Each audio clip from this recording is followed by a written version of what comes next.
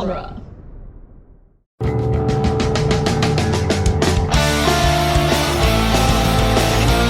In the world of Hollywood, movies get greenlit and redlit. They get remade and rebooted. But we are the ideal. I'm Sam Gasch, and you are listening to Ideal Remake. Thank you for listening to Ideal Remake. We take movies that either have been, will be, or should be remade and talk about what the ideal version of that remake would be. We are here only to serve the will of Zardoz. So, Ian, loyal subject of a floating head in the sky, is Zardoz a movie that has been, will be, or should be remade? So, has been, yes and no. It's not really an actual official remake, but there's a movie called Elysium that is... you did say that. Very same plot points. It, will probably have the problem of coming up with the same ideas. But officially, no, it has not been remade, and it absolutely should be remade. Hell yeah. So this is one of those weird instances where I have actually seen the movie that the guest suggested. But, Ian, where did you first hear about and, start see Zardoz? How did you come to this movie? So, with a lot of 70s cult films... This one and many others came from my dad, actually. When I was in high school, he came across the DVD for Zardoz, which he was a big fan of when he was my age, high school in the 70s, and he really loved it then. And then he bought the DVD, got really excited, showed me the first scene with the giant head that comes down and that whole thing, and he was like, "Look how cool this is." All right, but it's a school night, you gotta go to bed. And that was it? Yeah, he loved doing that. He was like, "Here's the first scene for Terminator 2. Isn't that cool?" You can't watch it. Wait, so he would show you the scene, and then the next day when you got home from school, would you finish the movie? When would you get to see the rest? Something like that. I'm not sure when. Maybe I wasn't interested. I'm not really. I don't really remember. But I did end up seeing it. I think he showed it to me, somewhat later. At the time, that was a really cool intro and a really, really boring rest of the movie. Yeah, I can give that to you. That's fair. It is it's very philosophical in the way a lot of those movies at the times are, where it's we're going to talk about the logistics and why we all live and feel like this. It is exposition, the movie. Yes, it really is. Oh, man. But okay, so before we get too far into it, Ian, welcome to Ideal Remake. Thank you. So for anyone who doesn't know who you are, just based on the sound of your voice alone, tell us a little bit about yourself. Man, that is a loaded question. Yeah, it is. I wish I had the answer to that. But deep. So, like my dad, I was just saying, was a big cult 70s film fan. I am now myself a big 70s cult film buff and 80s and all these cult films. I ran a podcast about cult films from the 70s, as well as making fun of bad movies, called Movies So Bad They're Good, Midnight Cult Classics in Camp. I am no longer the host of that. After 5 years, Spotify kicked me off. It's a long story, as Spotify sucks. But correct. Yeah, so I unlike many of your guests, I don't have a background in filmmaking. I am just a full-time dreamer. And I just love movies and talking about movies. So I did a episode on my podcast, and so before I do a podcast episode and talk about the movie, I like to research the movie via going through other podcasts and listen to what other people have to say about it and get more opinions before I talk about it. And so I did this movie, Dark City, and I did a search for it, and you must have just did it because your episode came right up on top. And so I was like, okay, let me see what this is all about. And I checked out your podcast on Dark City, and I was like, man, this is a cool idea for a podcast. And so I kept listening, and so now I'm a fan, long-time listener, first-time caller. Here I am. So yeah, so I hit you up like a year ago to cover a movie, Vampire's Kiss, because I was like, hey, I also talk about remakes and like come up with our own ideal remake for these like bad movies. And you came on. That was a pretty fun episode. And then I listened to your episode on Wizards a little while ago, and I was like, that's a really good one. And I was thinking, well, what else would be like what's another like kind of like amazing premise but really bad execution? Zardoz. Perfect. Yeah, I mean, it's hard to argue with that. Like, when I was telling people that I was going to be remaking Zardoz, especially since time of recording, today is November 7th, and I rewatched the movie on election night because I'm very smart. And I was telling people, like, what my day plans for election day was go to the dentist, watch Zardoz. It seems random when you say it that way, but it's actually really It ended perfect. up being really perfect. It ended up being really appropriate. And Yeah. but like I was telling people Zardoz, and like they don't necessarily know it based on the name, and then you show them the image of Sean Connery in like the red loose speedo with like the cross red straps holding the gun Yeah. with the ponytail, and they're like, oh, that. It's a crazy image. And when you watch the movie, the entire costumes and the whole movie is just like that, but It's true. worse It, possibly. Well, hard to say. It has a very 70s attitude of everyone being extremely comfortable in their bodies, with the exception of the Brutals who are just running around and getting murdered while wearing really shitty suits. Yeah. Which, okay, I mean that's a take, but like yeah, it's a fascinating movie, and it's also very much located in like it's a very specific point in time of like this is one of the most 70s movies you'll ever see. Yeah, that's true. And that's kind of what makes it really interesting. We'll get into a kind of walkthrough in a minute, because I imagine a lot of people listening haven't watched the movie themselves, but they may have seen some of the image of like the floating head, the red loincloth, whatever you want to call it. And it's just Definitely like, Sean Connery and that whole get up. Yeah. That's majority of what people say. And like Sean Connery has such an interesting film history, because like I've covered three other Sean Connery movies on the podcast. And not just because I did an episode on James Bond, like that's one. I also with the same person, with my friend Chris course. Lord. He's a huge James Bond fan, so we talked about James Bond. But then obviously we had to talk about League of Extraordinary Gentlemen, and we had to talk about the Avengers. Are you familiar with the Avengers? Yeah. Oh, yeah. Right. I forgot about that. Yeah. No, you threw Yeah. me off because the Avengers. But yeah, I remember that like late '90s movie. I never actually saw it, but Uma Thurman's in it, I think. Uma Thurman, Ray Fiennes, and then Sean Connery's the villain.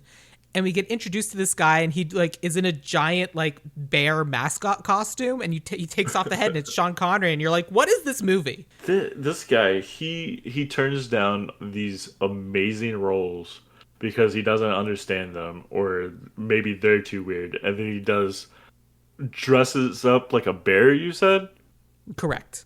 or Zardoz, Yeah, and fundamentally, Sean Connery was a bad dude, and he made some bad choices. And you know what? More for us. Very funny. I've also remade absolutely. Highlander. This is my 5th Sean Connery movie. Shit. Damn. But yeah, it's wild. Just like as a concept. Let's just get into it. Let's talk about what this movie is. So, a floating head in the sky. Ian, how does this movie start? Since that's your first impactful memory of the movie. Well, it actually doesn't start with that floating head. It starts with a different floating head. Oh, that's right. Arthur Frayne, the guy who is Zardoz, he just shows up and says a bunch of exposition. I can never pay attention to what he's saying because I'm too focused on his drawn-on mustache. Yeah. And his head is just floating around the screen like an old computer screensaver. Yep. And he's talking like almost Shakespearean. It's very dramatic. And He's a dramatic I'm guy. just like, I don't know what you're saying. And then he goes away, and then yeah, the giant floating head comes up, and then you see like these like almost well, not almost, they are cult members, and it's the imagery is actually really cool. It's he just shows up, he's their god, he's just like Zardoz speaks, and then yeah, Zardoz speaks to you, the chosen ones, and they're like, yeah, we're the chosen ones, and then like there's some sacrifices going on, and he's just saying that like, yeah, the gun is good and the penis is evil, and you're watching, you're like, what is going on right now? And I am but Zardoz. I am the great god. I am your god, Zardoz. The yeah, gun is good. And they're like, hail Zardoz. And it's a bunch of like people in the Sean Connery outfit wearing like Zardoz masks so you can't see their yeah, faces. And then he's like, the gun is good. Go out and purge the land of anyone because that people keep making babies and that's bad. And we got to wipe them out. Anyway, here's a bunch of guns. he has a point. I mean, no one in this movie is 100% wrong, but then the giant floating stone head in the sky just starts vomiting up guns and ammunition. God, that's so cool. And fundamentally, I'm not even sure how they did the shot, but like, it's just guns and guns and guns, and then like all the piles of guns and all these like people, Yeah. they're cheering the guns. We got guns. They're firing into the air. And then we pan a little bit and we see Sean Connery and he points his gun at the camera and fires. Title It's a card. James Bond film. Like there might as well have just been like dun dun dun dun dun dun dun dun. Oh man, of course that's why that happened. You're Yeah. absolutely right. And then Oh, we man. have like 10 minutes of just the head just floating through the sky, and that's it. And you're like, well, Yeah. this is kind of cool, but we can go to the next scene now. Yeah. So basically what we then find out is that like they're playing around with time a little bit, but what happened is the head landed on the ground, and in exchange for the guns, they loaded up a bunch of grain into the head. And so we cut inside the head, and from a pile of corn or wheat or whatever, like Sean Connery stands up and he starts walking around the head, and there's like a bunch of people in plastic bags, I guess. Yeah. I never completely understood what they were for. So I've seen this movie more times than I would care to admit. This is Fair. actually not like you've done Sean Connery podcasts several times. I've done just as Zardoz several times. Okay. Yeah, because like my podcast and like another podcast, and it's a hard movie to follow, but it's so fun to talk about. But so what I've gotten after multiple viewings is that so those are the Eternals, like they're like cloned bodies basically, and the plastic I guess is just this movie suffers Oh. from a really poor budget, and that's just the best that they could do. But they're supposed to be like in like tubes basically. No, I understand. So basically, there's the haves and the have-nots. There's the brutals who live out in the world and suffer and everything, but like the haves, the intellectuals who live in like their walled city, don't Right. age. But occasionally they will die or something bad will happen to them, and so you're saying they have to regrow their bodies back to the exact age they're supposed to be, Right. and then they get to then inhabit that new body. Got it. So it's the Yeah. new bodies being grown in, and they just basically put those wherever. Right. Exactly. Got it. Okay. We have Sean Connery exploring the inside of the giant Zardoz head, and it turns out there's someone else there. And then he turns around, fires his gun, and he kills Arthur Frank. And you're like, oh, shit, the dude from the beginning. Well, I guess Yeah. he's not our narrator anymore. I guess that guy's just dead. You know what would have been just amazing if he did narrate everything up until then, and then no more narration for the rest of the movie. Genuinely, I would love that, and I think we should do that. Okay, I'm in it. Because like so I've seen it happen in, I don't know, some book I was reading before or something, where it's like I love the idea of a narrator, and it's just everyone's so used to, okay, here's the narrator, we're going with them, it's their perspective. And then when we get broken from that, and it's like, Oh like, yeah, and it's gone. yeah, so like we think that we're going to be following this life of Arthur Frank as he lives as a god, and he's telling us this story. And then all of a sudden he's killed, and the mantle of first person perspective falls to Zed, and you're like, okay, Sure. And I love that. But anyway, so then we get to the walled city. The giant head lands on the ground inside the city. What happens next?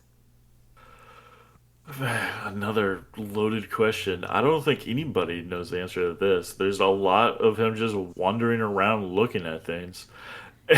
And Yeah. I think that like they just gave Sean Connery a bunch of acid and just filmed him reacting to things and just built the movie around that.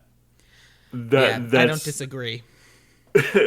that's exactly what we see. I mean, there's like 10 minutes of him. He goes into probably longer. He goes into a house and he's just looking at things I where assume he it's Arthur's finds. house. I assume it's Arthur Frank's house. Yeah, probably is because Because he gets Arthur Frank's ID ring or whatever it is. yeah, yeah, right, true. Yeah, and I think that the AI, the tabernacle that talks to him, that might be Arthur's voice, or no, it's just a No, recording it's of him. not. Never mind. Yeah, yeah. And then, but yeah, he leaves and he looks at a flower and he's like, "What is that?" It's a flower, and you're watching and you're just like, "I don't care about any of this." But we also learn that Zed, the Sean Connery character, can communicate because like he speaks the same language, and he asks the ring, "What's the purpose of the flower?" And the ring says, "Decorative." And Sean Connery's disgusted. Ugh, it's pointless. Yeah, probably so. And so he hides from the people that we do see, the people who come and take the grain and bring it back in. And he's going and exploring the world, and like he finds a greenhouse, he finds all this different stuff, and he ends up randomly encountering some young woman who's riding a horse naked for 70s on acid reasons. Yeah. And basically all of the people who live in this secluded walled off city have psychic powers and like mind powers or whatever, and they're like, this dude's not supposed to be here, and they like psychic blast him and he goes to sleep, and then like wakes up and they're like investigating his brain and his genome, and they're like, so we got a real weirdo here, somehow a brutal managed to make it inside. Do we kill him or do we keep him as a pet? Yeah, and that's And where the movie kind of starts getting good again. Well, once correct. something happens, and Yes, correct. and I mean, also not very well filmed. It's still really boring, but it's better. But it's really cool ideas of like it's kind of, this movie's like a thought experiment. Like, what if something like this did happen and somebody who's not there supposed to be there does show up? Like they're so bored of their entire lives. They're like, yeah, let's figure this out. This is fun. I mean, that's part of what's going on. One of the things we're going to learn over the course of the movie is that these people are immortal and they've been alive for so long that like any sense of something new is interesting. And a lot of them are just kind of like in the zone of like, we do the thing, we do the same thing day in, day out. This is how we live our lives. So be it. And so they're kind of deciding whether or not they should just kill this brutal and be done with it because he's dangerous. And then the character of Friend, the one of the most 70s people you'll ever see, who looks very Hmm. much like the Greatest American Hero. What was the show called? I'm The not the sure. superhero who put on the suit but lost the instructions for the suit. You know That what I'm talking sounds about, right? vaguely familiar, but no. American Hero. Yeah, that is what it's called. It was a doesn't matter. And he like the same kind of hair, the same sort of like 70s curly hair, whatever. And basically he adopts Zed and is showing him around and like makes him his servant pet thing. And he's like, "Here we Hmm. are. This is how we live." He Here's the makes group him of carry him around in like a horse buggy thing. Yeah, he like pulls one of those like carts with wheels where, oh, we use the wheat that all of you brutals grow to make bread, but we of course can't eat it anymore, but it smells nice. But we use it to feed these poor people who just can't function anymore. They've lost all sense of themselves and they're just husks, and they just like and Zed's like, "Oh, hey, cool. This one's hot. Can I have sex with her?" And Friend's like, "Yeah, cool. She doesn't care. She's an empty husk." And Zed's like, "That's no fun. Oh man, it's no fun forcing myself on someone sexually if they're an empty husk." And it's like, Yeah, "Oh you boy, you messed up there. You said that he asked and he did not ask. you're right. That's a good point." And I'm wondering, Is that how the script goes, or was that just Sean Connery? Did he know that the cameras were running? Oh, I'm sure it's a healthy mix of both. Right. But But yeah, yeah, Sean Connery, not a good dude. that's a really strange. I mean, the whole movie's weird, but that's a really weird part.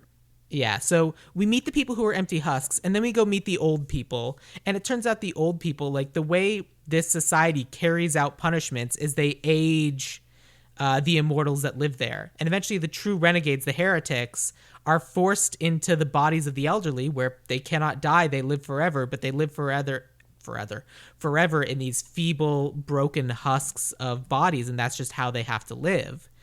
So then friend is like, yeah, but you're going to be different. It's going to be weird, and you provide a sense of novelty, and I like that. Yeah. And meanwhile, the two kind of like main women, Consuela and May, are kind of like changing their position back and forth of we should kill him, we have to study him, we should kill him, we have to study him, and it's just like that back and forth. Right. And eventually, Consuela, I think that this is the one. Consuela was the one who was like, so it turns out you're a mutant and you have unlimited potential. You could potentially become smarter and more powerful than every single one of us here.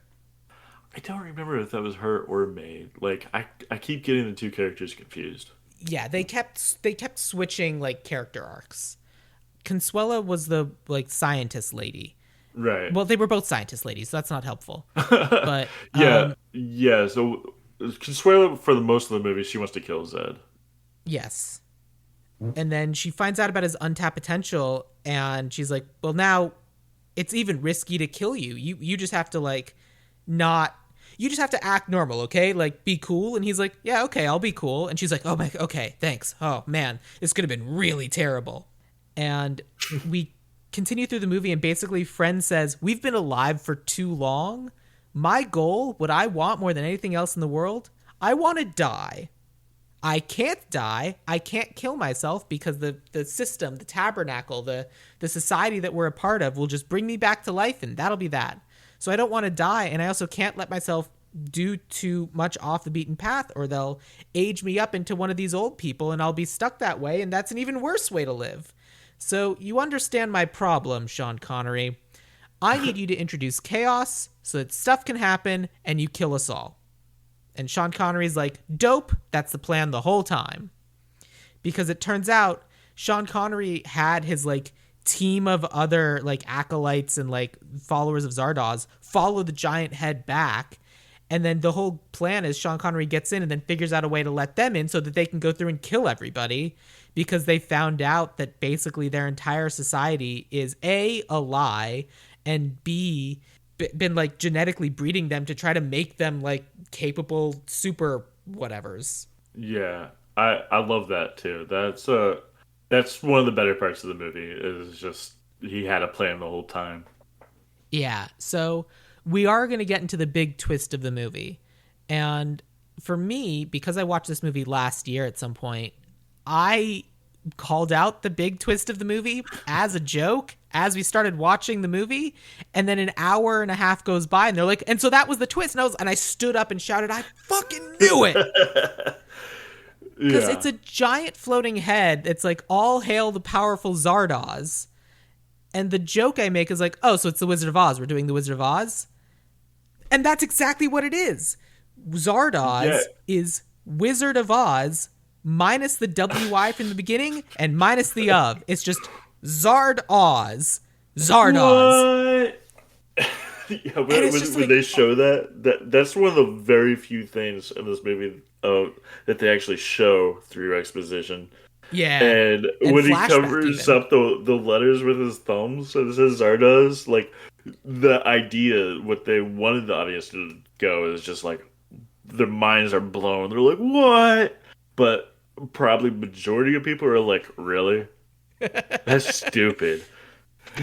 It was it was something. So we all had it. Like this is a movie that you watch with friends. I can only imagine how much more difficult it is for you, Ian, to have watched this like alone potentially. Yeah, well, you know what? One of the times I did this for a podcast, I showed it to my girlfriend at the time, And well, she was actually like, "I'll watch the movie with you," and I was like, "No, you probably don't want to watch this. It's probably not up your alley." And she was like, "No, that's fine." I was like, "All right, I warned you." And she did not finish the movie. Well, she was a real trooper. Yeah, but yeah, it's definitely one of those so bad they're good movies where it's just so much Absolutely. fun to make fun of. Oh, yeah. And and so like yeah, on my podcast the movie's so bad they're good, like yeah, we were just laughing the whole time of just how ridiculous this is. You have to. It's the only way. Yeah. And so basically, like, what they said happens. He figures out a way to let his people in. They take over, but because it's Sean Connery and he has unlimited potential, they've like, well, we have to, like, you're going to kill us all, but we don't want like all of the knowledge and information about humanity to go away. So like a few people that were on the side of, hey, let's kill us all, turns out we do in fact all want to die. They pour all of their knowledge and power into Sean Connery and make him into some like ubermensch. And he has all of the knowledge, all of the superpowers, to the point where when they're done, as everything's being attacked, he says, stay close to me and stay within my aura, as he psychic blasts everyone around him and they make their escape. That is a really good way. Like, you know, I did not get that. I was like, I have no idea what's going on. I mean, that's what they're doing, because basically there ends up being like the camps are the brutals coming in to kill everybody, Right. the enlightened or whatever people who turns out want to die, like, oh my god, an escape, a chance to not be the same thing every single day forever, we want to die, great. A few of them didn't want to die, they wanted to continue having knowledge and just like going and living their lives, so they take the crystal that was the core of their like computer or whatever and ride off into the sunset. And then Sean Connery and May are like, turns out we're in love, and they go live in a random cave, have a kid, age and die, and that's the end of the movie. Yeah, that was actually Consuelo, actually. That was Consuela, so I did get them swapped up. Yeah, I mean, it makes no sense. Like, yeah, she's the antagonist the whole time. She wants to kill him the whole time, and then they're like, "All right, we're in love. We're going to live together forever." Well, And she you're just finally like, catches "What?" him, and Sean Connery goes, all right, you caught me, but the hunt was way more exciting than the actual finale, wasn't it? And she goes, you're right, I've always been in love with you. And it's like, oh, what? I mean, Yeah, okay. maybe they lost the actress for May. They were like, "Well, we need May to do this, but she quit, so Consuelo, you're up." No, because then we see her again. He hands May the crystal. Yeah, She's the one who runs off into the sunset. right. Yeah, it's crazy. And like, you also think that the person who's going to be in love with him is the random naked woman who's riding around on horseback. But no, she's the first person to stand leading a chant in the middle of a fountain going, hey, everybody, get hyped. We're about to die. Isn't that cool and exciting? Yeah, she just shows up and disappears, and that's her entire role. She shows up at the beginning, and then she's gone for like more than half the movie. And Oh, then she yeah. shows up, she's like, "You're gonna kill me one day." Disappears, and then shows Yep. up at the end. She dies, and then that's it. Yeah, she at some point in the middle, she like saves Sean Connery from some random mob of people who realize that like the mindless people realize that by touching Sean Connery they get their energy back. So they're trying to like energy vampire him, and so he runs away. I think as they're trying to kill him. I don't remember. It's a convoluted movie, and he escapes into this greenhouse, and she finds him. She tells him, "You're gonna kill me someday," and then she picks a leaf, hands it to him, and says, hey, when you need this, eat this. And he's like, okay. And then he punches his way out of the greenhouse, which freaks everyone out since no one's supposed to have the kind of power to punch through the plastic sheet around the greenhouse. And then he runs away. He gets energy vampired a bunch. He eats the leaf, is fine, and then they burn down a bunch of houses. They just straight up just made this up as they were going along. 100%. There's no script. And so I looked this up on IMDb Pro. How much do you think this movie cost? $10. It is more than that.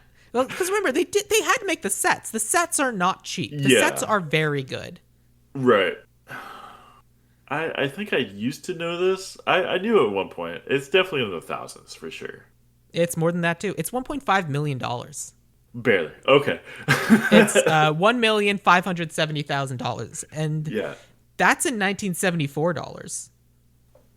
Yeah, So, you can really tell. Like a lot of the money went to Sean Connery, and oh, then of course it did.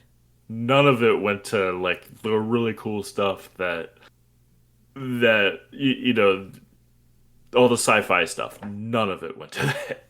I mean, the obvious follow up then is that what do you think this movie made? What is the worldwide gross for Zardoz? Okay, that's in the thousands for sure. Correct. That is correct. It made $7,227.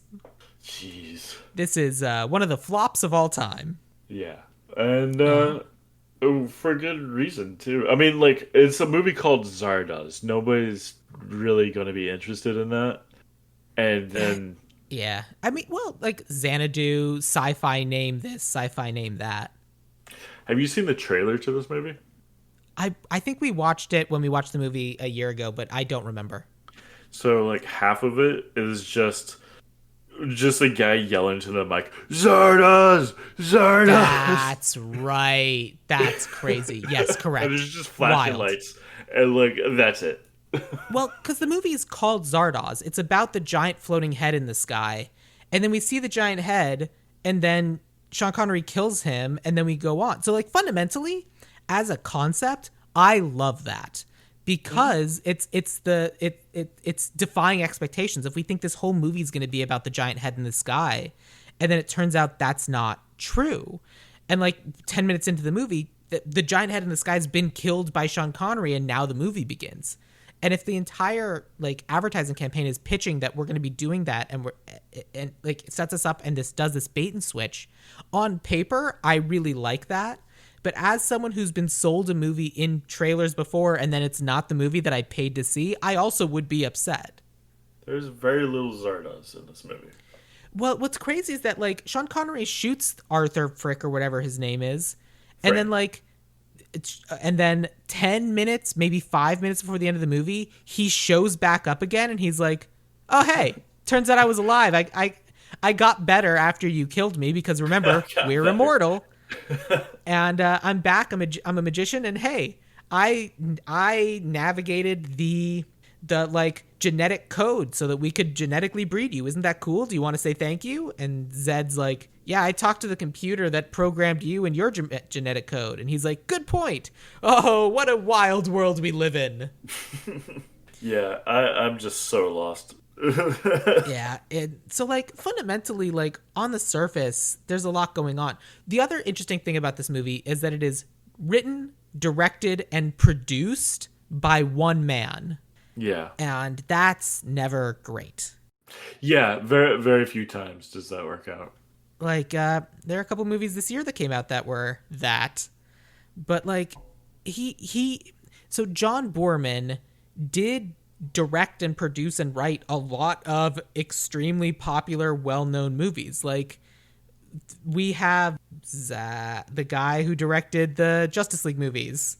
Oh, yeah. Are you talking about Zack Snyder or? Yes, I was looking for Zack Snyder. I was like, Zack something. So Zack Snyder's favorite movie, Excalibur, is written, produced, and directed by John Boorman. Deliverance. Yes. The classic like tale of being murdered in the South, written, produced, directed by John Boorman. Like fundamentally, like this guy generally knows what he's doing. He like those movies are good.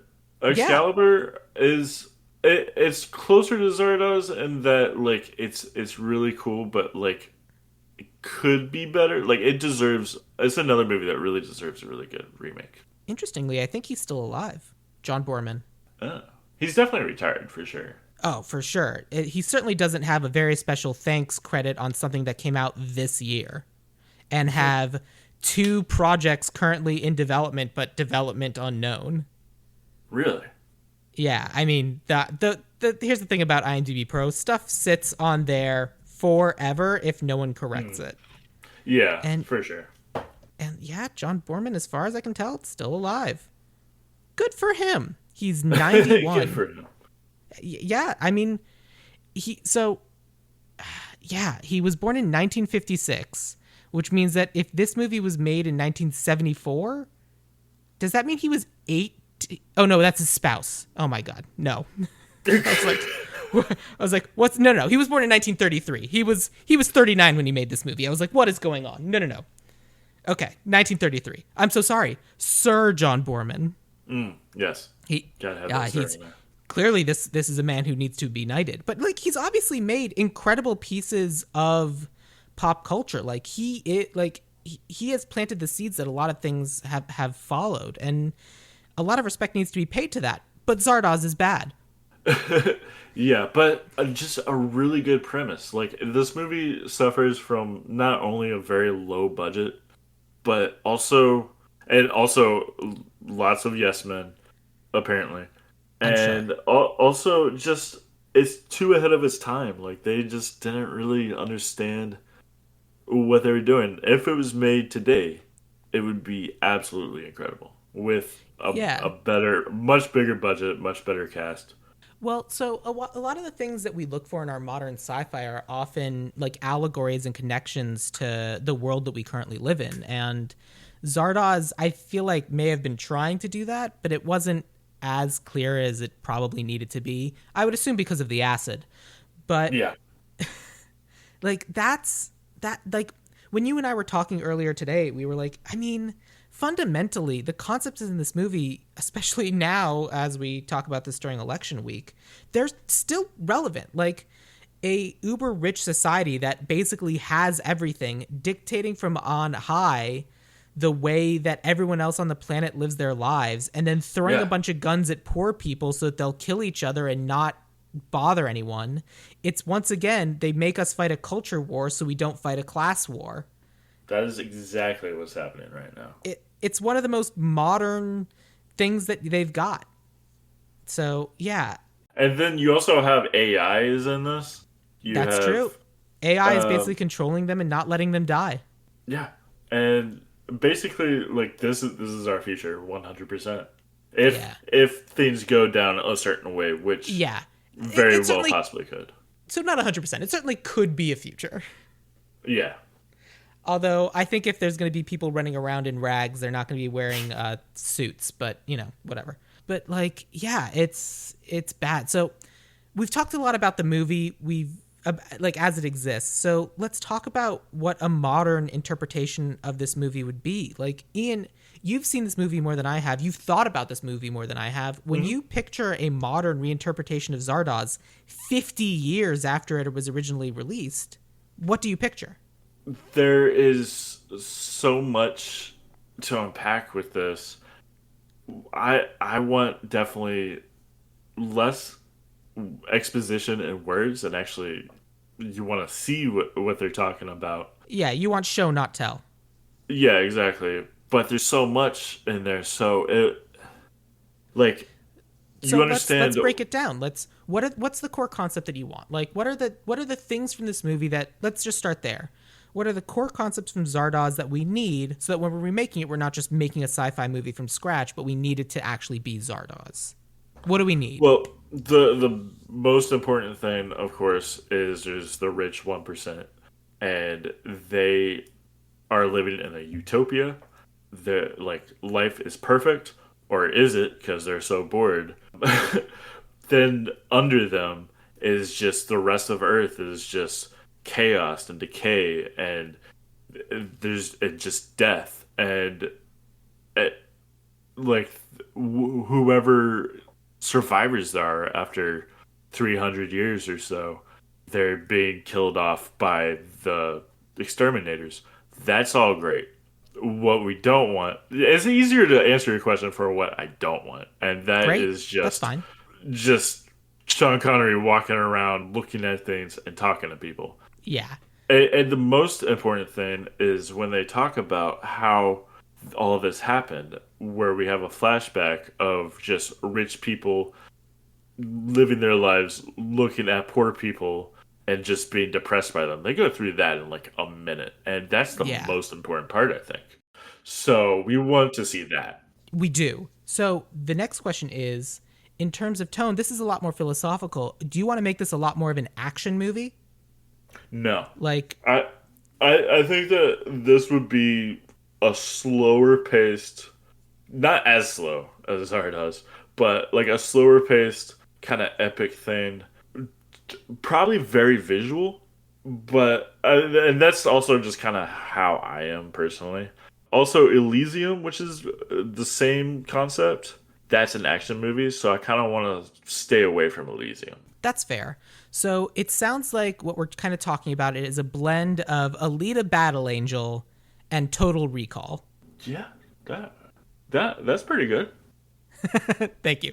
So I feel like when we're taking the things about Zardoz, in order to make it not Total Recall, in order to make it not Alita Battle Angel, because Alita Battle Angel also has a city in the clouds where all the rich people live, and then they make the poor people fight for their own pleasure. You know, Hunger Games. And like, there's a lot of different things where that exists, but basically the thing that I think Zardoz doesn't very particularly is we are creating a god.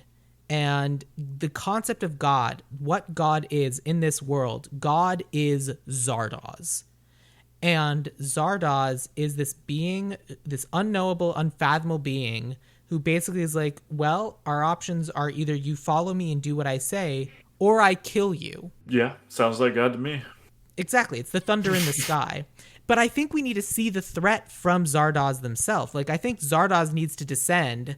And basically, I feel like some of the people should say, how many of the poors have you killed today? Like the different people report. I killed 20. I killed 50. I killed 100. I killed 7.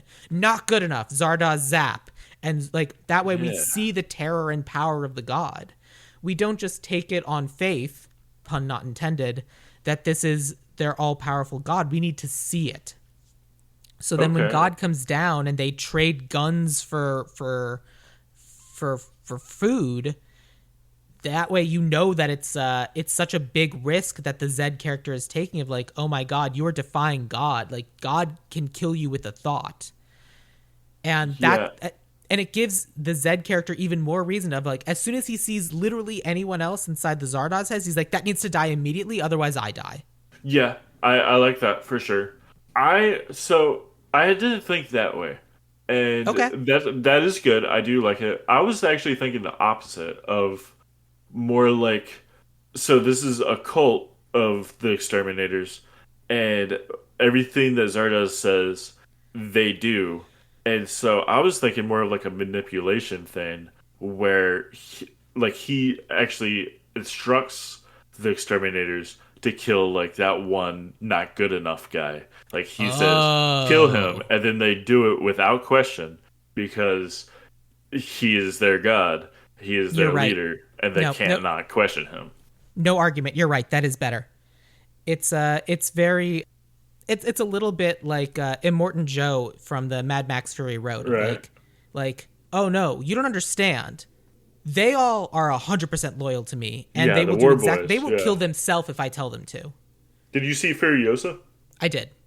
Yes, exactly. So with the he just Yeah. chooses a guy at random, and that guy's like, "All right, I'm just gonna If just I'm if suicide bomb you." this I'm awaited in Valhalla because my god said I was. Great. Exactly. Legitimately, I've been waiting for exactly this whole time. So that's definitely what I like. Great. So we'll do something like that, but more Zardoz-y, where like I love the idea of like them being like, you have failed Zardoz, and then the people and like all the rest of the cult members turn on and just tear this person apart. Yeah, that would be great. So kind of like what we see in the first one, where there you see one guy, he just shoves a knife into a person, and Yeah. so it would be like that. But the person, I always assumed that was just a brutal, just a random person. That could be a fellow exterminator who didn't do a good enough job. I think that's more interesting if it's a fellow exterminator. Yeah, Okay, so that's our setup. And I do like the idea of it, of like we're looking down on high, of like talking about the brutality and these savages and all of that, and we're like hearing it through the narration of the Arthur character, the Zardoz character, and then we get in and Zed kills him, and then we lose that narration, yeah, and just because I think it's fun, and yeah. then That we is finally pretty fun. get into the city, and it's like we move from this ultimate brutal society into a on paper utopia of look at how wonderful everything is. It's lovely, it's beautiful and everything. Thank you so much for this food. Oh my god, I'm so excited to find out what it tastes like. Oh, we don't know what it tastes like. It just smells nice and we use it to feed the sheep or whatever. And it's Yeah, like, and kind of like Wizard of Oz, like it goes from dark and not necessarily black and white, but dark and kind of colorless and to very colorful and pretty. yeah. It goes from a dystopia to a utopia. And Exactly. it's like, I don't think these are supposed to coexist at the same time. Oh no. And so we have this character that all of a sudden, like, outside of the brutality, it, like, we have this thing where he has this gun and he shoots people, and, like, that's, like, the only thing he knows. And as far as I'm concerned, I think he should shoot some people when he gets in there, and they just kind of laugh it off. They're like, death doesn't exist here. All Okay. right, great. You've used up the rest of your 4 bullets. Well, I hope you got that all out of your system. Come right this way. And then Right. they like Yeah. put the people who were shot in pods, they heal up, and then they're back like a scene or two later. Instead of what we were saying is, show not tell. Instead of just them saying we're immortal, we actually see that they're immortal. Yeah, and death has no meaning to them because they cannot die, they'll just come back. And so we do that, and then but like it's very much the look at this toy that fell to us from the outside. We have been having the same day every day for the last 300 years. And as any other human being who made it through lockdown knows, that gets real old real fast and you also go Yeah. crazy. Right? Yeah. So, do we see them going crazy? Well, it's like a different kind of crazy because I feel like we get to see the different kinds of crazy in the other like broken off societies. We have the people who've gone completely numb, the nothings who don't even engage with the world. We have the people who went heretical because I like the idea of being punished with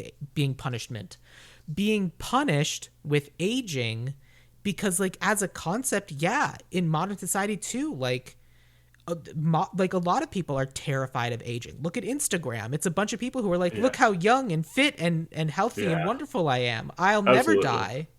And I think we can lean into that of instead of there being like some sort of any sort of like culture or anything, it's just, well, how perfect are you?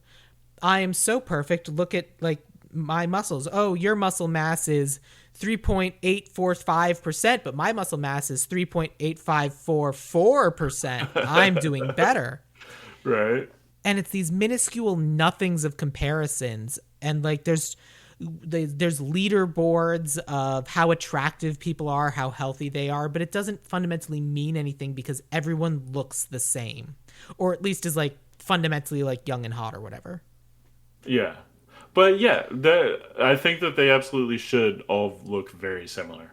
Yeah, I mean, I'm not gonna do that because then we just cast a bunch of like, and I didn't gender swap anybody, but I like didn't cast only white people, and I also like I feel like the renegades are the people who look different. So like my Arthur Frayne, my Zardoz is someone who's gonna have like a different body type of like, yeah, I'm kind of the only one here who has a job. Yeah. Like it's my job to go be God for all the brutals, and it's fun. But I've definitely lost my mind. Hey, look at this bubble. Zardoz is a character I put on. How do you rate my performance? I also cast somebody who's different from the others Perfect. for him. And but like as we get into this world, I think fundamentally, like I think that because like I think what we need to have is that there's like a lack of creativity and respect for like the natural world because oftentimes it's just like all they're doing is comparing themselves to each other and they're not doing anything that's like good for themselves. They're not painting, they're not dancing, they're not doing any of that. They Right. just do the same thing every day, but they're doing the same thing every day in comparison to the other people who are also doing the same thing every day. So like we kind of have another flower scene. where Zed sees a flower and he's like, "What is that?" He's never seen this flower before, and it's amazing. It's beautiful. It's artwork in itself, and he's just like, "This is incredible. What is this?" And somebody comes up and he's just like, "That's a flower. Like, what's the big deal? Who cares?" Yeah, legitimately, yeah. It's like, yeah, it's a flower. They're everywhere. Yeah, and they're boring too. Like, this place Like is boring. Why are you so amazed by everything? you don't make it onto the leaderboard without having like by taking in the flowers. The flowers don't increase your stats at all. Yeah, They don't increase retention. They don't increase views and followers or whatever. yeah. Really hitting the point home. Right. Yeah, definitely. Yeah, I think that a lot of this needs to be very on the nose.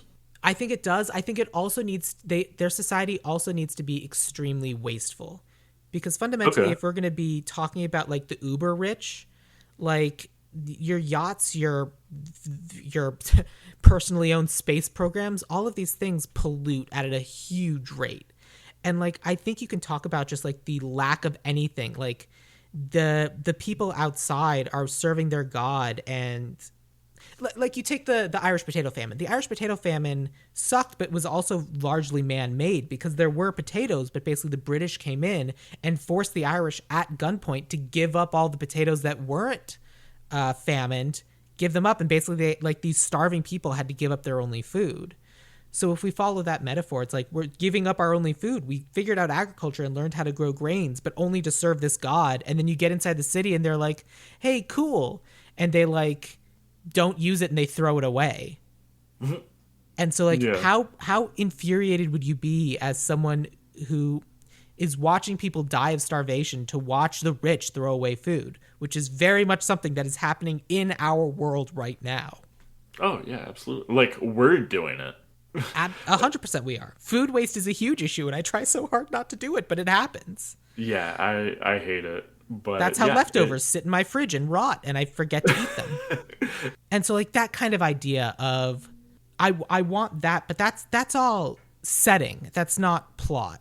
So fundamentally, I think we can lean into the idea of Zed going there and doing this mission because the whole idea is he went there to the gods to plead with the gods to maybe to please allow them some food so that they can feed their family, their kids, whatever. But instead, he gets so angry that instead of pleading to the gods, he resolves to kill the gods. And it turns out that some of the gods, that is in fact what they wanted the whole time. Like some of them, like Zardoz and Friend, know that the way they're living is horrendous, but because they've done it so long, it's habit, and they think it's easier to kill all of them, all the rich people. It's yeah. easier to it's easier to eat the rich than it is to get them to change their behavior. Is basically what we're getting to.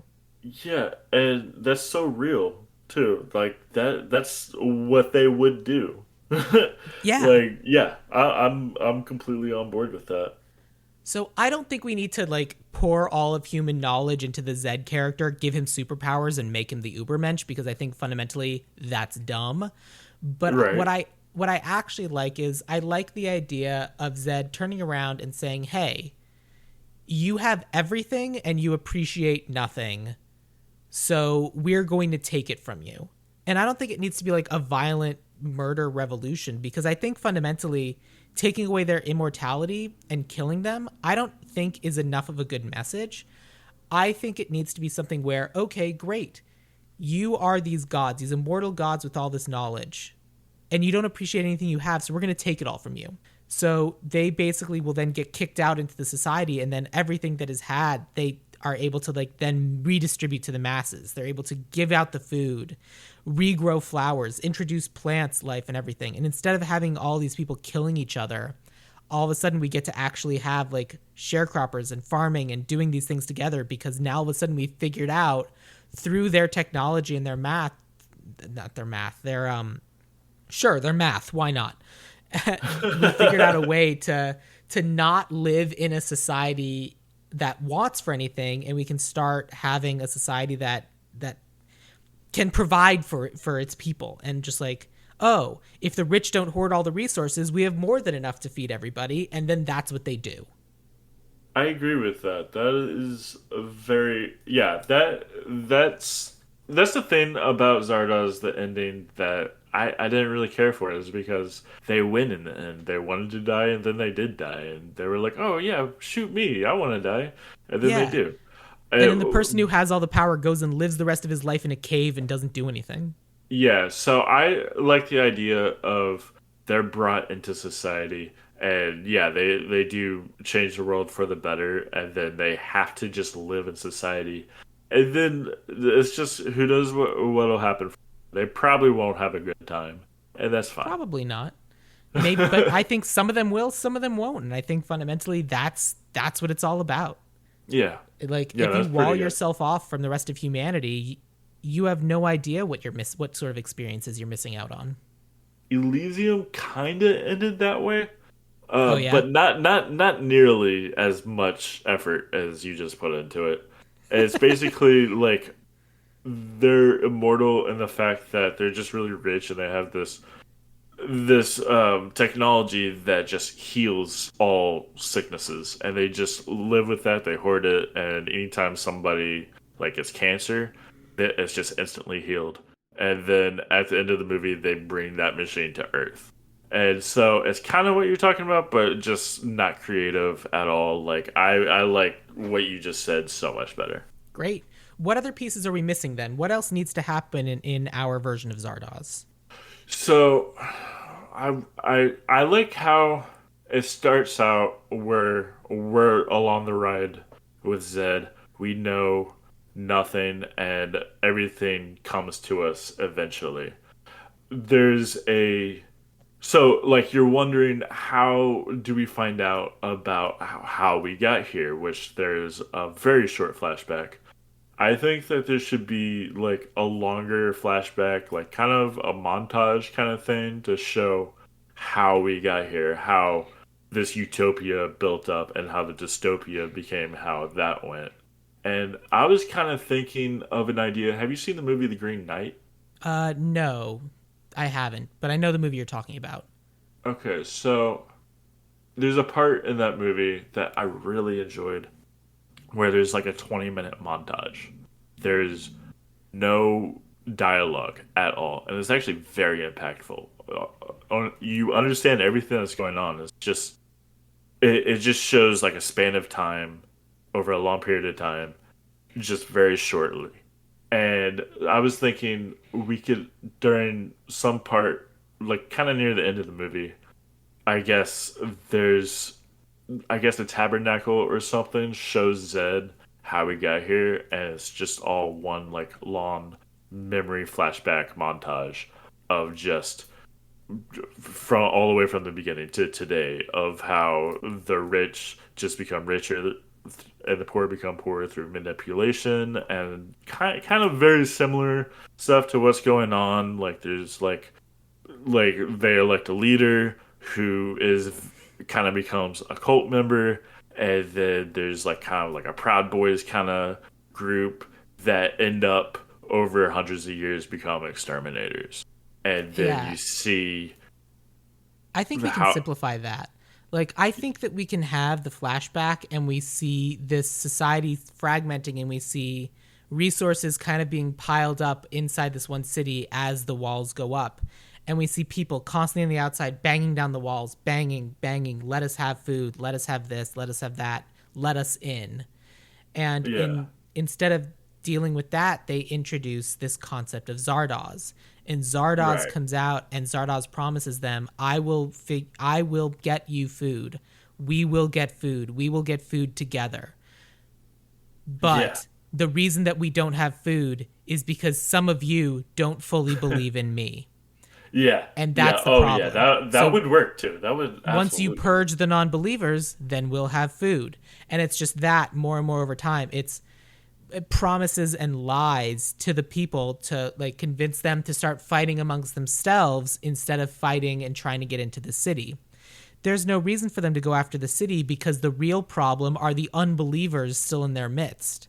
If there weren't any unbelievers, they too would live in a perfect utopia because they believe truly in the will of Zardoz and all of the promises that Zardoz makes, which can only ever be the absolute factual truth. Perfect. Yeah. That 100%. And that's the I love it. flashback. That's how we Yeah, get into and to also Zardoz. we could have go all the way up to present day in the movie time, so 2292 or something like that. You see Zed and how he started, like, so you see the exterminators, they're just doing their thing, they're exterminating, and then we see them start to farm, and then Zed's feeling betrayed and he's not liking this, and then that's when he finds books and he learns to read and he starts to think for himself, and Yeah. then that's when he realizes, like, none of this is real. I'm going to go fuck some shit up, and he gets on in the head, the Zardoz head, and travels to the I forgot what they keep calling it, the vortex. Yeah. Um, Their secret special city. yeah, so like all of that could be in this montage flashback as well. Yeah, I think it should be because like the whole concept is like if we're going to have a charismatic leader that's just turning people against each other, that charismatic leader will be against the idea of education. And like That would fundamentally, be I the feel first like thing to go. exactly. And so fundamentally, I think that works and that's what they do for 200 years. But then the charismatic leader themselves gets bored and it's like, well, I've had all this power. I've had absolute control for 200 years. And now I'm bored. Let's go crazy. Let's see what happens if one of them can read. If I allow them to start being educated again. And as soon as people are allowed to be educated again, they learn that their situation is potentially bad and they learn how to rise up and revolt. And that's where they learn how to read and about the Wizard Hmm. of Oz. Yeah. And Now that's the big question. Are we doing the Wizard of Oz? unfortunately, we have to. Like that That's is because like if these people, the people who have everything live in their golden city and whatever, they're not creating anything, they're not doing anything of value, so why would they worry about coming up with a unique original name? They'll just be oh like, yeah, oh, good that one's point. fine, fuck it. Yeah, good point. We just have to do it in a way that the audience doesn't look at it as like that's dumb. Well, we also like I don't think it should be introduced as Zardoz. I think it can very much be introduced of like let's just do the thing they did in the movie. And he doesn't walk out saying I'm Zardoz. He walks out saying I am the Wizard of Oz. And over the course of the 200 years, it's Mm. gotten lazier and chipped away and just said Oh. faster and faster. And he doesn't even say Wizard of Oz anymore. He just goes, yeah, he is Zardoz, whatever. Okay, I like that. That's like idiocracy. Yeah, a little bit. But Okay, yeah, yeah, I that's like kind of that the too. idea. Yeah, So, okay, so we have our movie. We have our Zardoz. Obviously, now we got to cast it, don't we? yeah. That sounds about right. Excellent. So, I feel like we need to start with our Zed. Ian, who did you have for the character of Zed? I wanted to go from majority of the cast. I want to go like kind of young, 20s, 30s. The Eternals more in their 20s. Zed maybe a little bit older. Sure. I want not Sean Connery. He was he was very stiff. He was very like cold. Like he had no emotion. And for a character like this and this kind of story, I want a lot of emotion when they find out that their god, who they've been so loyal to for so long, has betrayed them. As he said in the dialogue, Zardoz betrayed us. I want to see more than just him going, ah!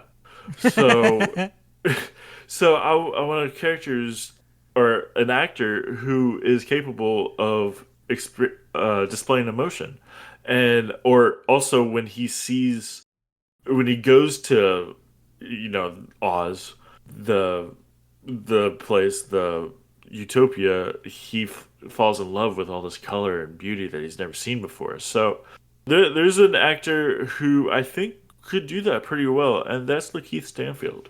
Oh, interesting. I think that's an amazing choice. I love that idea.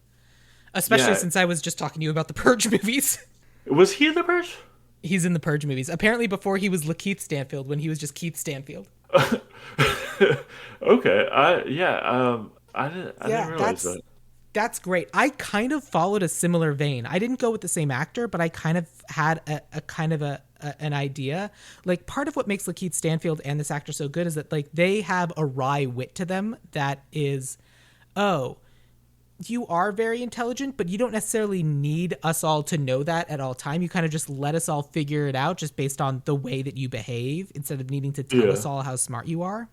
So this particular actor, like, obviously I first saw him in Dungeons and Dragons Honor Among Thieves, but he's also in Bridgerton, he's in The Gray Man, and I think he's in the new version of Roots that they're making. It's Regé Jean Page. I have not seen any of those movies or know who that is. I highly recommend Dungeons and Dragons Honor Among Thieves. It is great and very fun. He's another very he's another very charismatic black man. And I think he's great. But I think for the purposes of kind of blending the ideas, I probably went too proper. And I think Lakeith Stanfield can be a little bit more, for lack of a better phrase, we can dirty him up a little bit more. So I actually think Lakeith Stanfield is a better choice. So I want to go with Lakeith Stanfield. Cool. Nice. Yeah, when I came up, he came up to me like immediately. I was just thinking, okay, who could be Zed? Lakeith Stanfield just popped right up. Yeah, and sometimes first idea, best idea. So let's talk about Consuela, who is kind of the scientist. No, Consuela is the one that he ends up with at the end, right? Yes. Okay, so Consuela, I wanted someone who... So I've really only seen... No, that's not true. I've seen her in Alita Battle Angel, and I've seen her as one of the voices in Marcel the Shell. She is a very charismatic actress, but she is herself, like, also very funny. And I think she would kind of like, well, obviously, this is just the way the world is, and I'm the best at this at being in the world as the best that it is. And then when she gets introduced to the idea of like, oh, you don't have to like be competing on some sort of like a Hall of Fame like scoreboard all the time, she's like, oh, huh. And that actress I thought might be fun as Rosa Salazar. I like that actress. Yeah, she's fun. I have not seen Alita Battle Angel, which is weird because I'm a huge Robert Rodriguez fan. Yeah, Robert. I have seen her in that show Undone, which I have not seen, but again, she's very good. Who'd you have for this character? Another person who just popped up for me, which is Florence Pugh. Yeah. Not for much reason that she's one of the few actors in their 20s that I know about. But I like her, and I feel like she would be a good Consuela. She could be kind of cold, kind of like Consuela's just trying to just kill Zed the whole movie, and she's just, I don't like any of this that's going on. And I could just see Florence Pugh do that. I don't disagree. I think in terms of vibes, you're absolutely correct. The only reason I would push us to Rosa Salazar is because the character's name is Consuela. Yeah, I know. That's the thing that bothered me about it. I was like, yeah. So I'm going to have us use Rosa Salazar here, but Florence Pugh's a great choice. Thank you. Like, Florence Pugh absolutely belongs in this world.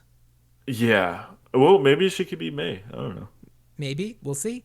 May is the scientist who's like trying to figure out what's going on and like realizes, oh, the way we've been living our life and like this guy somehow is just so much better than all of us. I don't want to kill him anymore. Now I kind of want to study him even more and like, oh my God, I'm also so fascinated with this guy. Ooh, look at him and how sexy he is. Ooh. But not the second half of that. I just started doing a bit. Okay.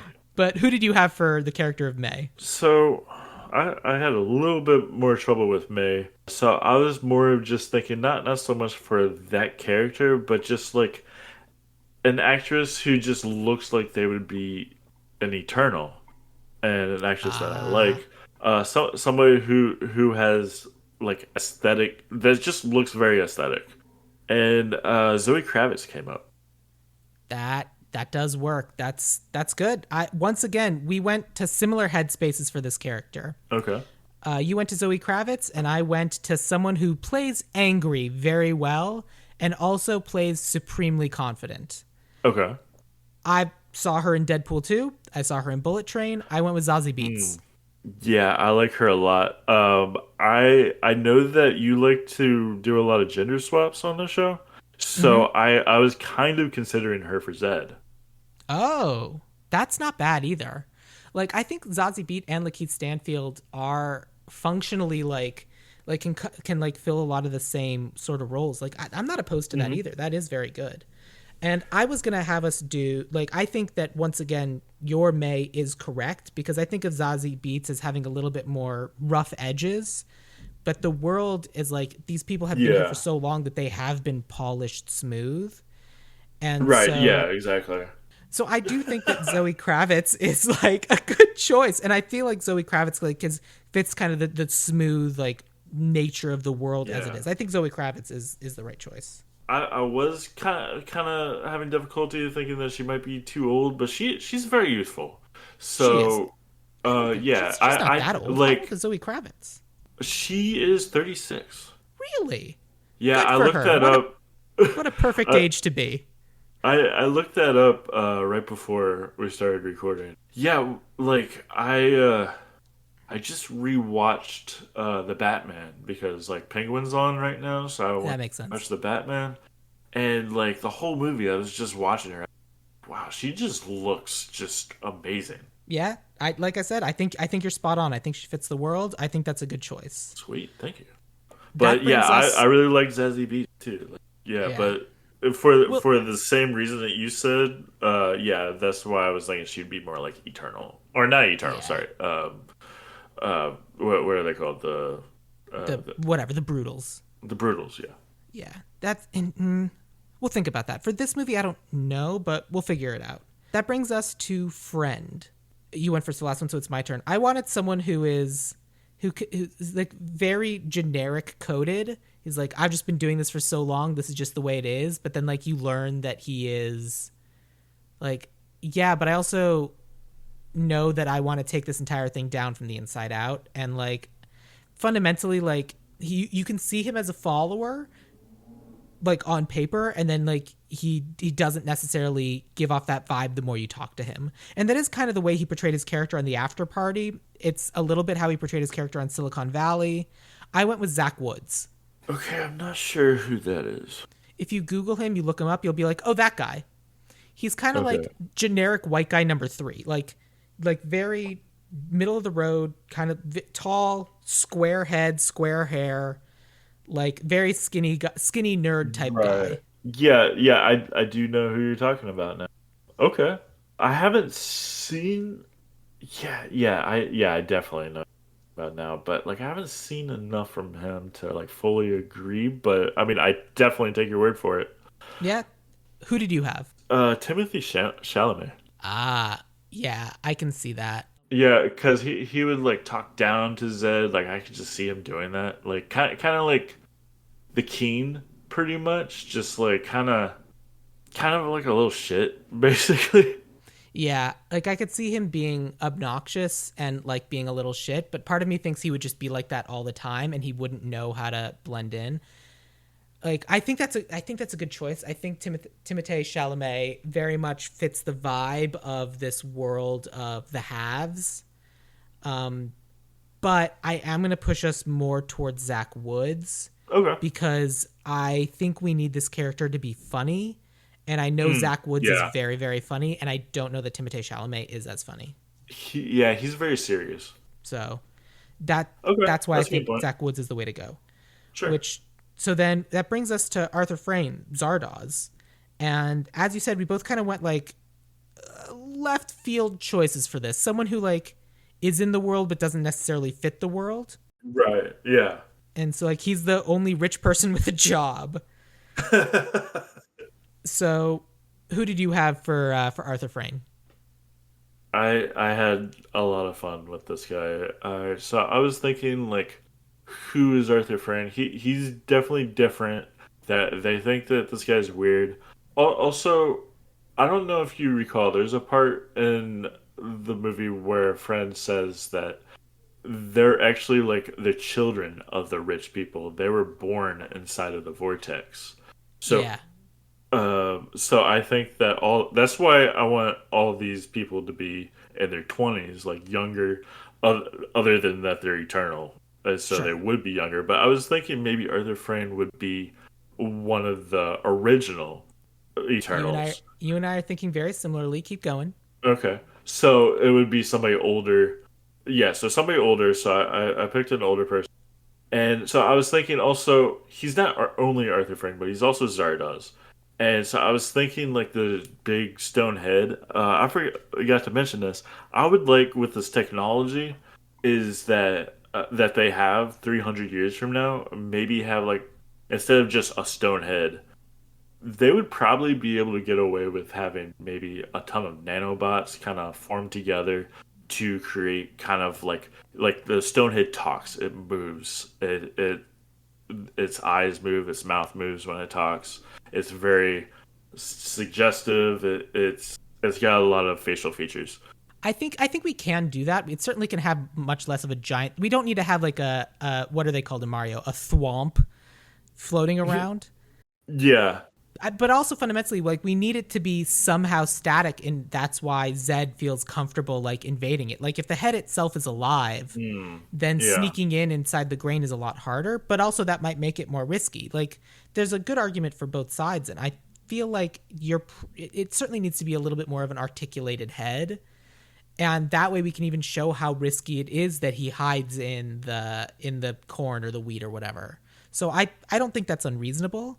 I don't think it needs to look necessarily like this character's face. I think that's a little bit more of an ego trip than we need. But we Okay. certainly can do that if that's what you're leaning towards. Well, I mean, not look like Arthur Frayne, but just have some movements to it to kind of like get to the point across that this is like an entity and not just a voice coming out of a statue, basically. Yeah, we need to believe that this is in fact a god.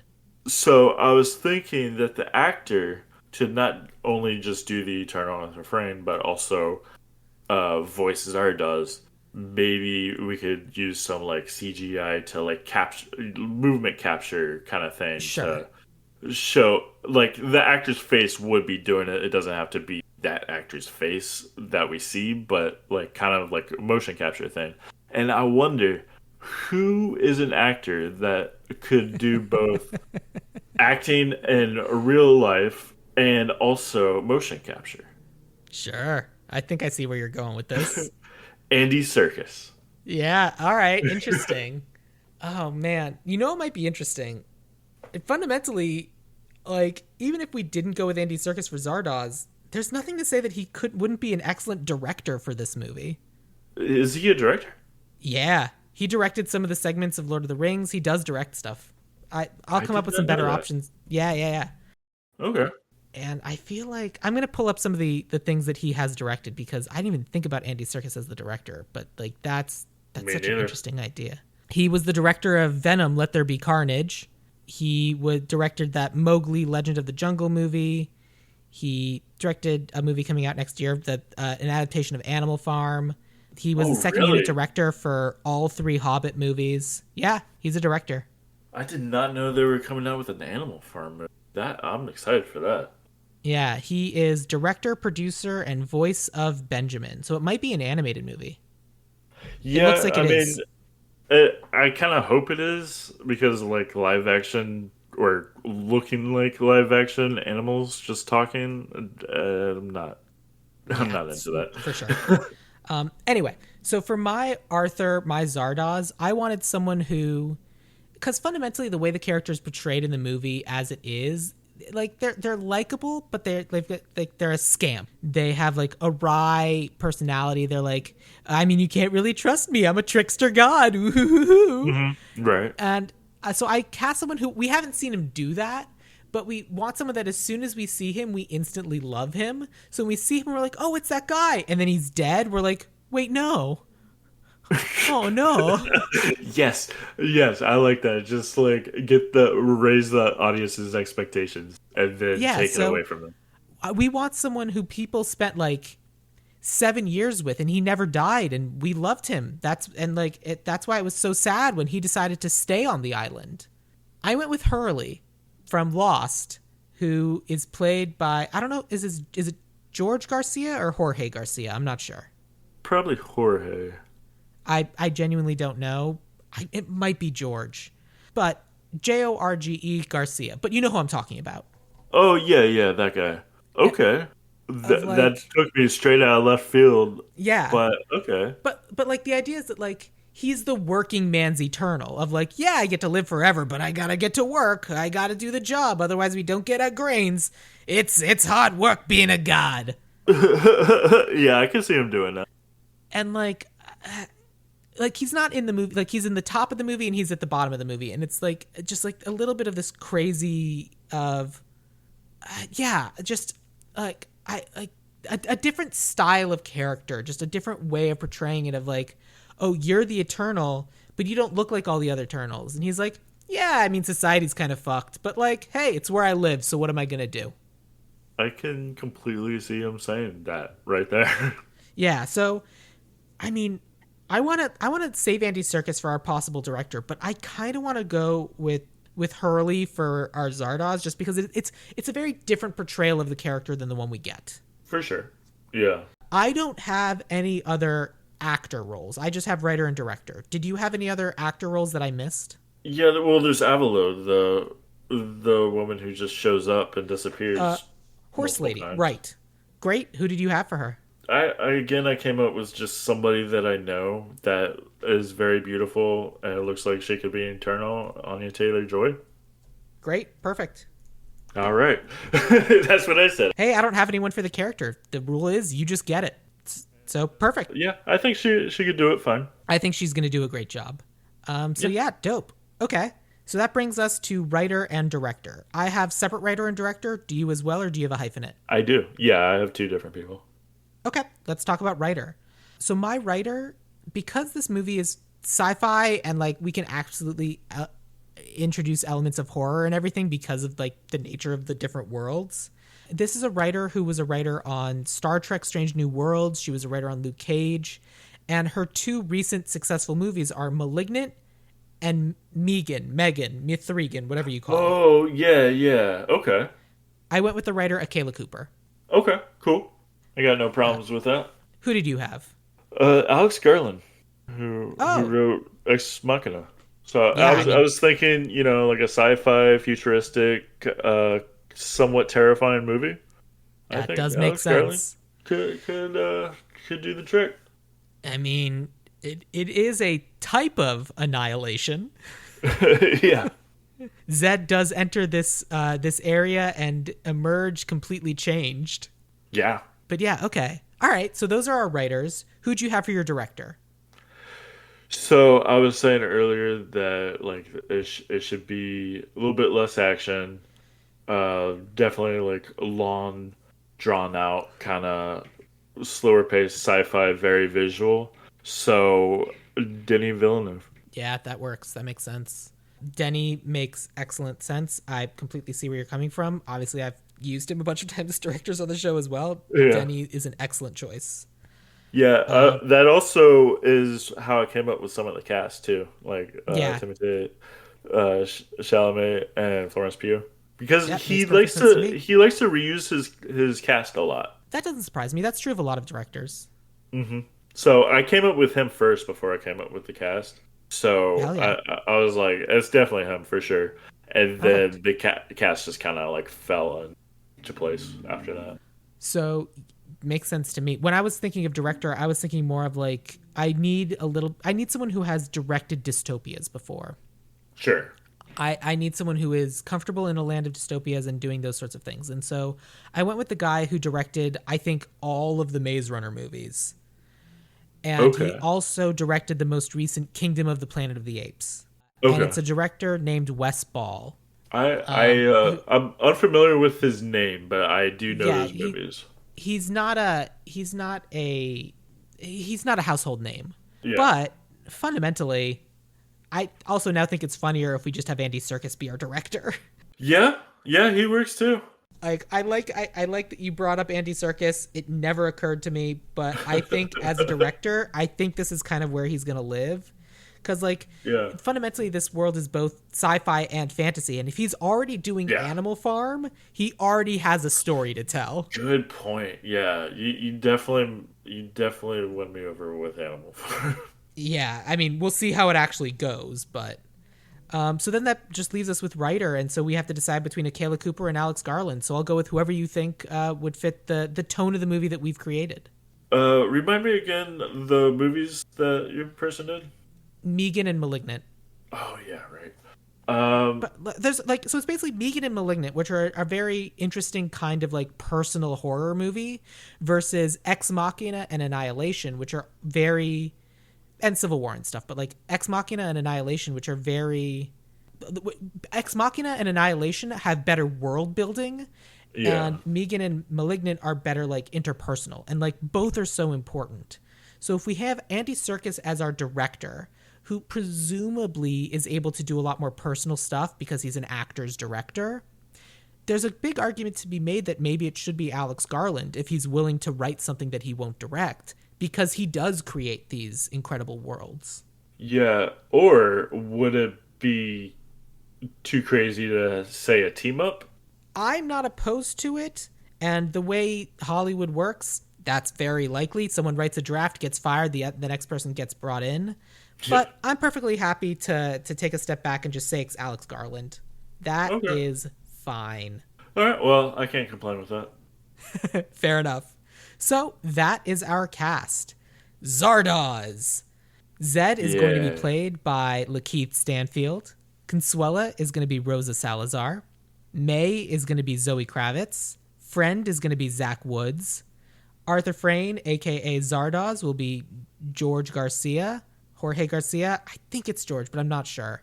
All of this will be... Oh, and Avalo will be Anya Taylor-Joy. All of this will be written by Alex Garland and directed by Andy Serkis. That is Zardoz. And Ian, you it's gonna an go, A24 production. Yeah, A24 presents Zardoz. Oh my Yes. god. You gonna go see this movie? Nah. Ah, fair. That's fair. No, I'm kidding. No, We'll wait I'd for it to be become a cult IMAX classic. Day one. Hell yeah. Dope. So yeah, we did it. We remade this movie. So Ian, Hell thank yeah. you. Well, no thank you for making me rewatch this movie, but thank you for talking about it with me. Yeah, you're not the first person to tell me that. But now's the time. If there's like social medias you want people to follow, or things like, if there's like if another podcast or anything else, do your Yeah. plugs. Now's the time. All right. Well, yeah, I mentioned earlier, movies so bad they're good. Midnight Cool Classics in Camp, where I make fun of bad movies. I talk about like good cult movies that may have bombed the box office. I'm also a frequent guest on a show called I Don't Give a Flick, which is just my friends talk about movies, kind of like a Meet the Press kind of thing, where we just discuss, like various topics, like favorite sci-fi films, favorite directors, stuff like that. It's a lot of fun. Also, a movie so bad they're good, Midnight Cool Classics in Camp is a Facebook group. Yeah, I know it's long. It's a Facebook group I love that you I say the whole created. name every time. It's perfect. Yeah. Movie so bad they're good, Genuinely, Midnight I Cool do. I think it's Classics in great. Camp. Yeah. Thank you. So I'm Yeah, sorry. it's a Facebook group. group that I made and I admin. I don't know, something like I forgot how many, like 80,000 people were in it. If you like to discuss bad movies, check that out on Facebook. And that's all I got. All right. I have just hit join. Sweet. Well, my membership is pending.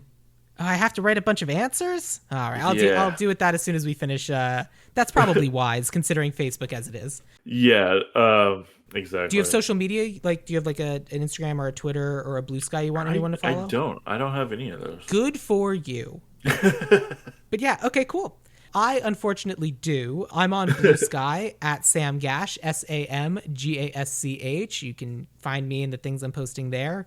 I don't know what I'll be talking about when this episode drops, but yeah. Or you can follow on Instagram. You can look me up there. I'm at Ideal Remake, where I talk about the show, talk about writing, other different things going on. Or you can join the Dueling Genre Discord and chat about all sorts of things about movies.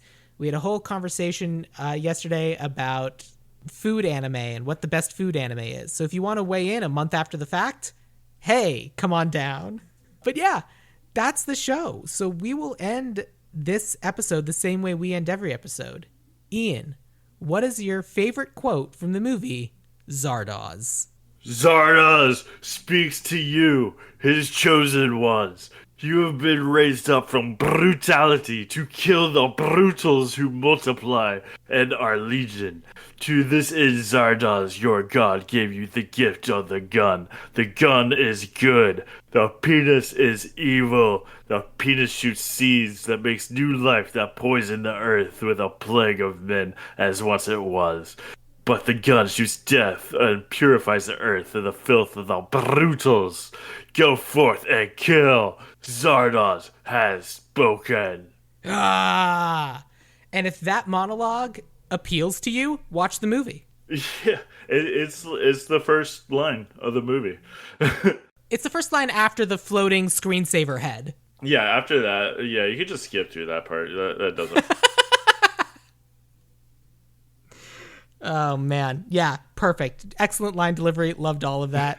Ian, perfect. Thank you so much for this. This was awesome. Thank you. Hell yeah.